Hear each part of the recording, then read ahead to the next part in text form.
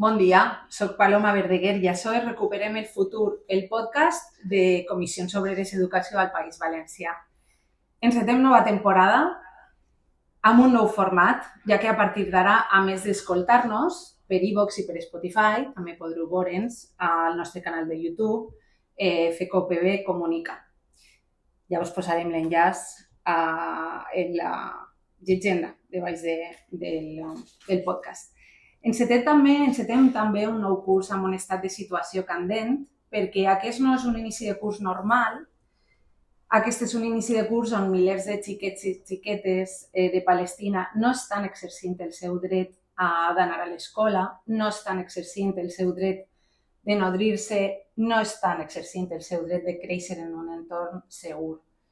A més, és un curs que al nostre territori ha començat bullint. 2 setmanes, 3 concentracions de diferents col·lectius educatius que reclamen dotacions dignes a tots els nivells i no a les retallades en educació. Per explicar-nos l'estat de situació de l'educació pública del País Valencià i com anem a enfrontar-les des del nostre sindicat, hem convidat Txelo Baix, la nostra secretària general, i Òscar Ortiz, el secretari d'Educació Pública, també al nostre sindicat. Benvinguts als dos, benvingudes. Bon dia. Txelo. Bon dia. Encetem llavors el primer capítol de la segona temporada sota el títol Full de ruta per a un curs combatiu. Txelo, fes-nos, és difícil, però fes-nos per fa una foto fixa de la situació en aquest inici de curs. La primera cosa que m'agradaria subratllar és precisament la solidaritat que volem mostrar amb el poble palestí, amb aquestes criatures que, com bé has dit, no poden exercir el seu dret a ser educades, i la condemna rotunda del genocidi que el govern de Netanyahu està perpetrant.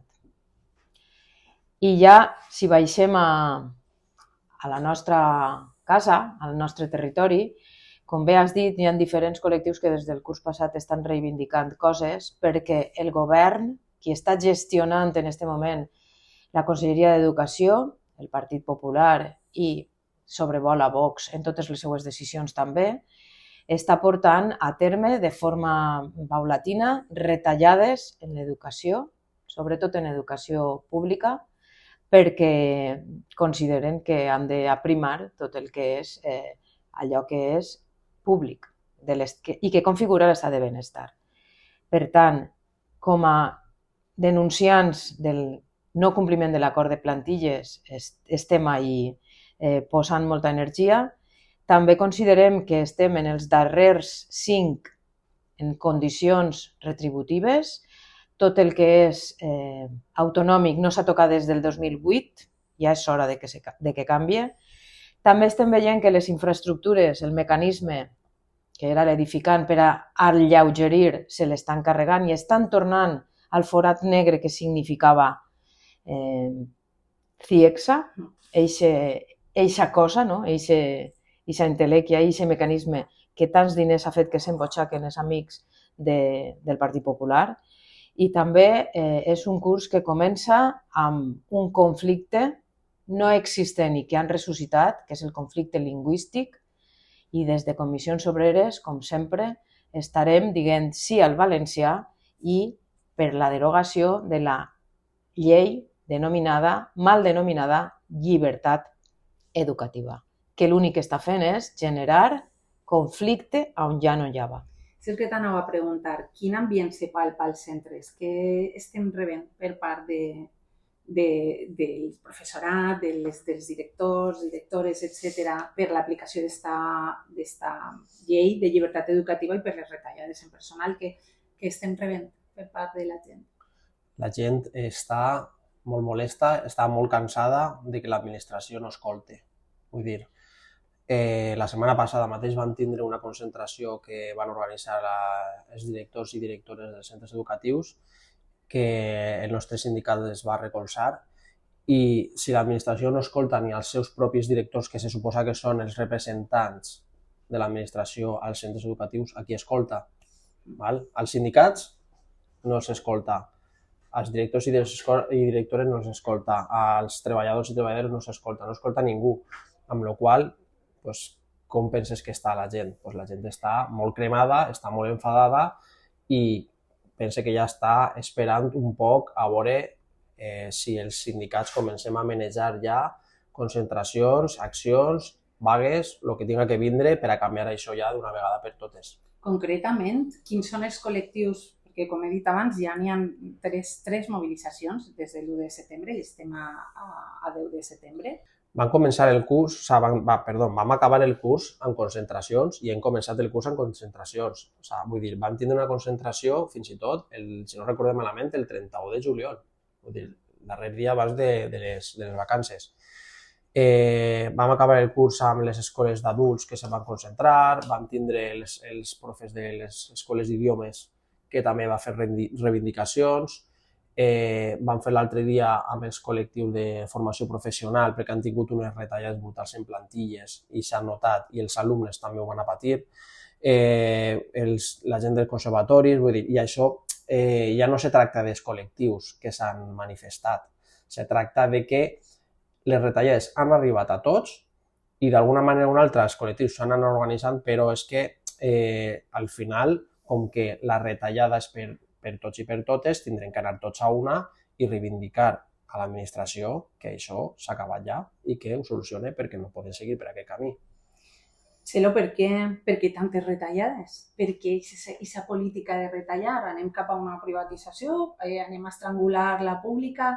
Quina és la intencionalitat que creus, quin objectiu creus que tenen? Jo recordo molt bé la intervenció que se va fer en la mesa general, que va més enllà del que és el sector educatiu, és a dir, és per a tot el funcionariat de la Generalitat Valenciana, i recordo el comentari que des de la presidència se va fer i que un dels objectius era alleugerir tot allò públic perquè, com ja hem vist en les polítiques austericides del final dels 2000, de la primera dècada dels 2000, consideren que és que el sector públic, que tot el que és estar de benestar, és gravós,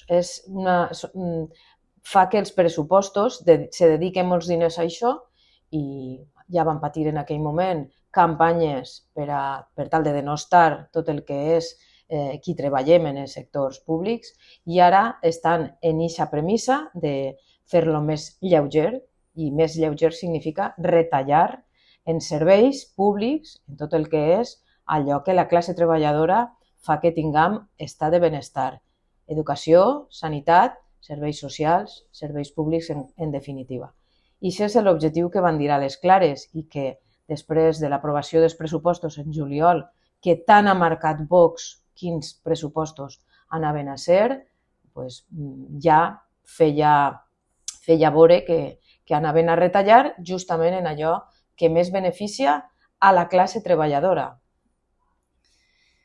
Òscar, tu vas totes les setmanes a conselleria, pràcticament, a les meses de negociació. Tu li poses cara als directors i directores generals que prenen aquestes decisions. Quin és el tarannà en aquestes negociacions?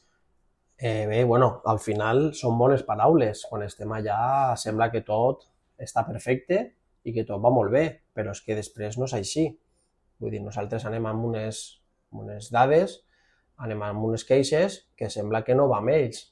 Sempre l'hem de traslladar a qui toca i tal, i al final el que passa és que no solucionem res.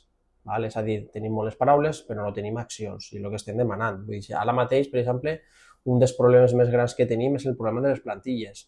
Les plantilles, com ja sabeu, se va denunciar que no s'està complint l'acord del 2023, amb el qual les plantilles tenien que anar augmentant. Ells, a més, s'inventen dades, o fan, s'inventen, sí, maquillen d'alguna manera per a que sembli que estan augmentant, però no és la realitat no és aquesta.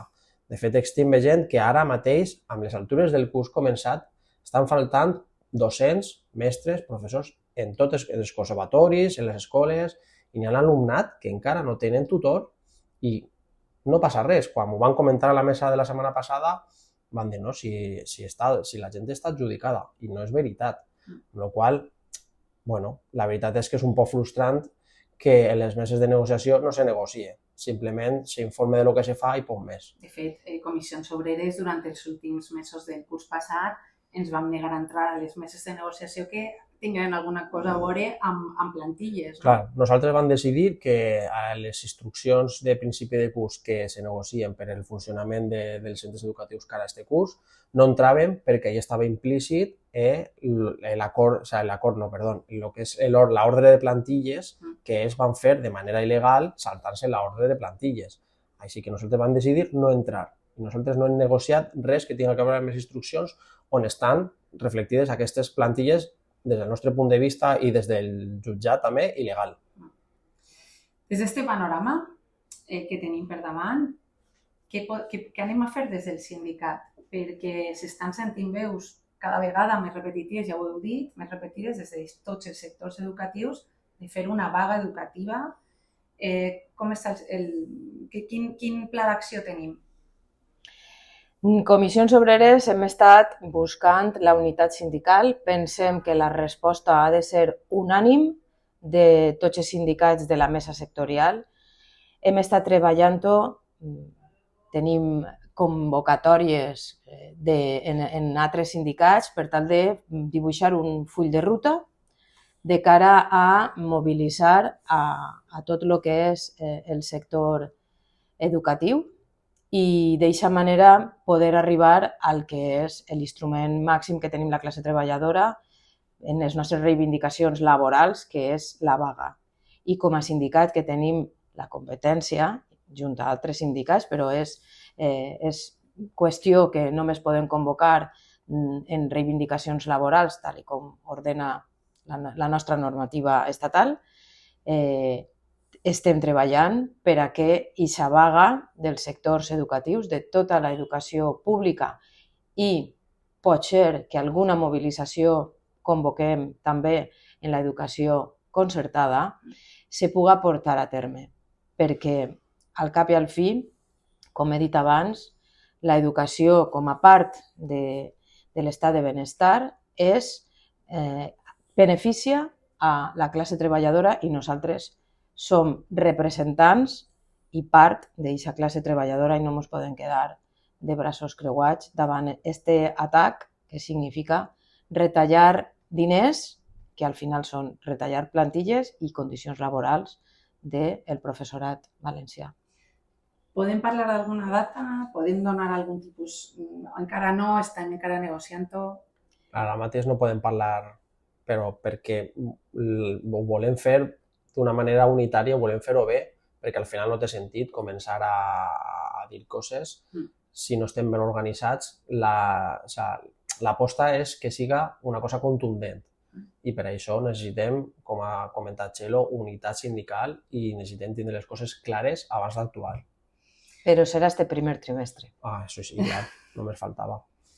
D'acord, companys. Aleshores, moltes gràcies per participar. Vaig a fer un xicotet resum per la no retallada de les plantilles, per unes infraestructures dignes, per defendre l'ús de la nostra llengua, per demanar un augment de salari, sí a la vaga educativa. Aquest podcast l'hem fet Pilar Gascón, al so i edició, Pau Fons a la producció i el vídeo i Paloma Verdeguer al guió i locució.